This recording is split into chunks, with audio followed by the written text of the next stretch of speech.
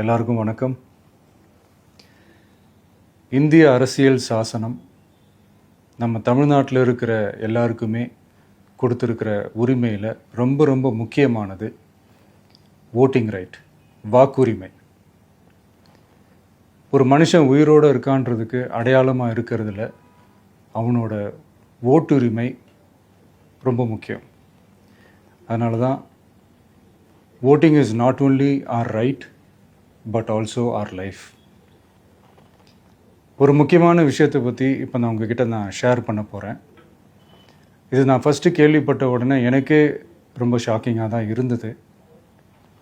இப்போ நான் பேசிகிட்டு இருக்கிற இந்த நேரத்தில் தமிழ்நாட்டில் இருக்கிற நம்ம யாருக்குமே ஓட்டு போடுற உரிமையே இல்லைன்னு சொன்னால் நம்புவீங்களா? நான் நீங்கள் உட்பட யாருக்குமே அது இல்லை. நான் பயமுறுத்துறேன்னு நினைக்காதீங்க, அதுதான் நிஜமும் கூட. கொஞ்சம் ஏமாந்தால் நம்மளை மாதிரியே இன்னும் லட்சக்கணக்கான பேருக்கும் இதே நிலைமை தான். ஓட்டு போடுற அந்த உரிமையே இல்லாத மாதிரி ஒரு நிலைமை வந்தாலும் வரலாம். இதுக்கு மெயின் ரீசன் அந்த எஸ்ஐஆர், ஸ்பெஷல் இன்டென்சிவ் ரிவிஷன், சிறப்பு தீவிர திருத்தம். இப்போது இந்த எஸ்ஐஆர் நம்ம தமிழ்நாட்டில் எப்படி ஒர்க் ஆக போகுது? கடந்த ஜனவரி மாதம் எடுத்த அந்த கணக்கெடுப்பில் 6,36,00,000 வாக்காளர்கள் நம்ம தமிழ்நாட்டில் இருக்கிறாங்க.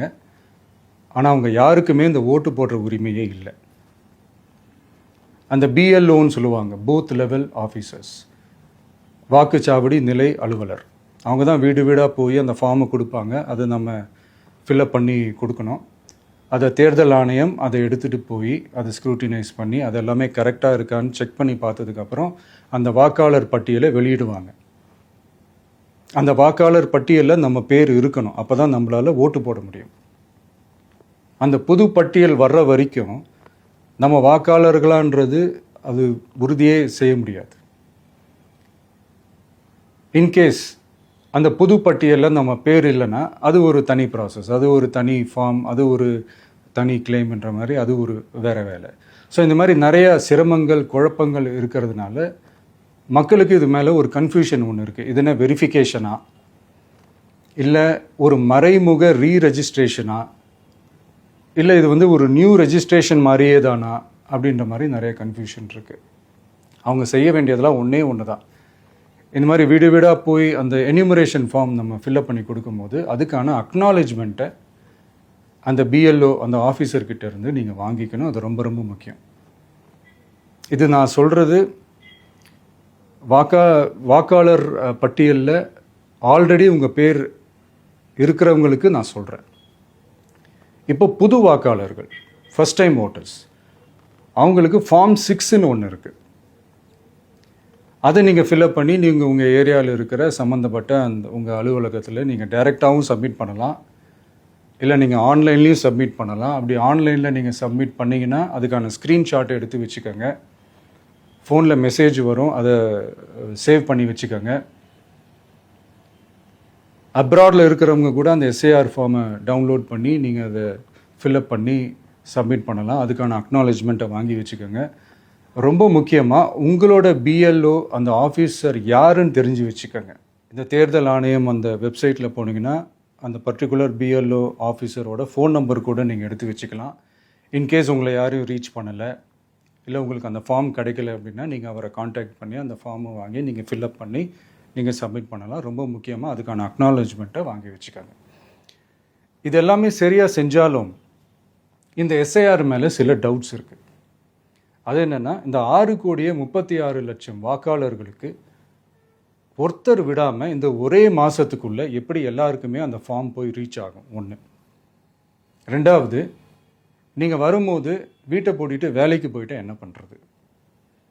இப்போ நீங்கள் வருவீங்கன்றதுக்காக வேலையெல்லாம் விட்டுட்டு வீட்டுக்குள்ளேயே உட்காந்துட்ருக்கணுமா?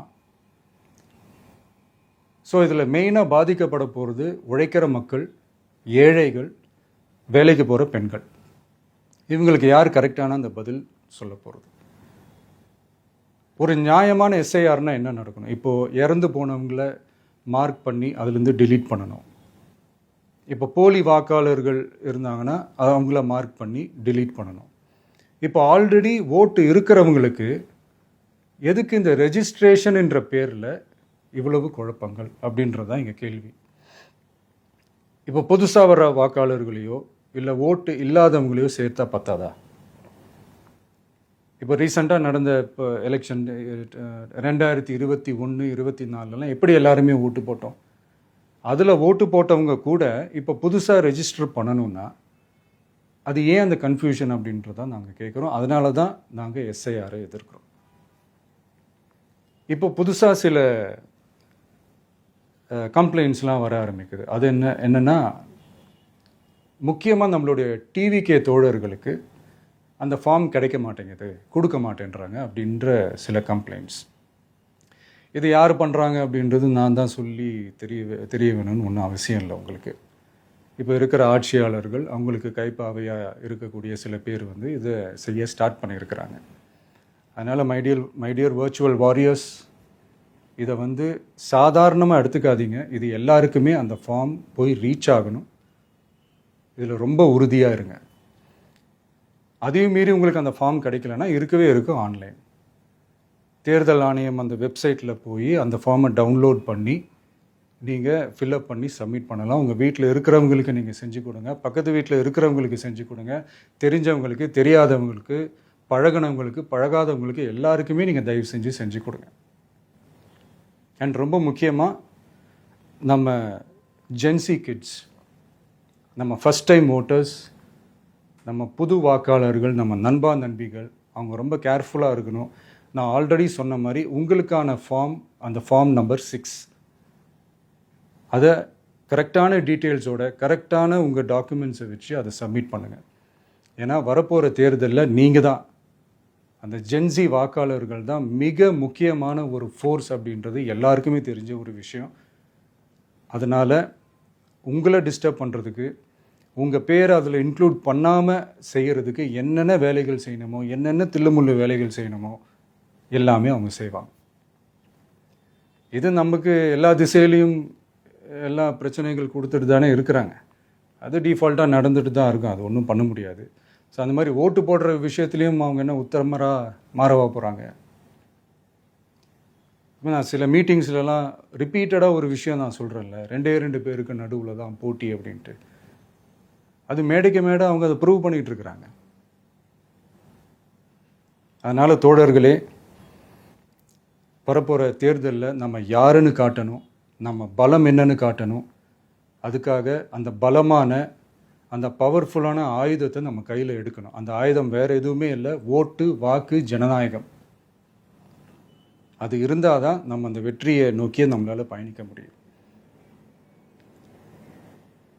தமிழ்நாடே அந்த வாக்குச்சாவடி முன்னாடி திரண்டு நிற்கணும். அதை பார்த்துட்டு தமிழ்நாடே தமிழக வெற்றி கழகமா, இல்லை தமிழக வெற்றி கழகம் தான் தமிழ்நாடா அப்படின்ற மாதிரி இருக்கணும்.